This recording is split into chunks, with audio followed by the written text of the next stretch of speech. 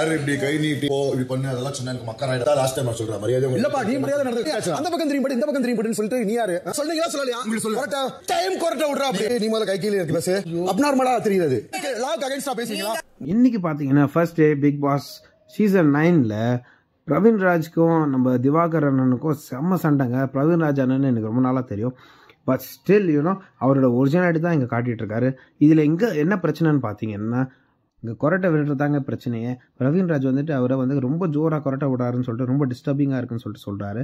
But அவர் என்னன்றாரு, யாருக்குன்னா disturb இருந்தால் நீங்கள் திரும்பி படுத்துக்கங்கன்னு சொல்லிட்டு அப்புறம் அதே ஒரு பிரச்சனையாக பிரவீன் ராஜ் மேலேயும் சொல்லுவார், நீயும் தான் கொரட்டை விடுறேன்ட்டு. அப்புறம் நம்ம திவாகர் என்ன சொல்கிறாருன்னு பார்த்தீங்கன்னா, பிரவீன் ஏதோ ஷோக்காகவே பண்ணுற மாதிரி இருக்குன்னு சொல்லிட்டு உங்கள் ஒப்பீனியன் என்னன்னு சொல்லிட்டு கமெண்ட் பண்ணுங்கள் கைஸ்.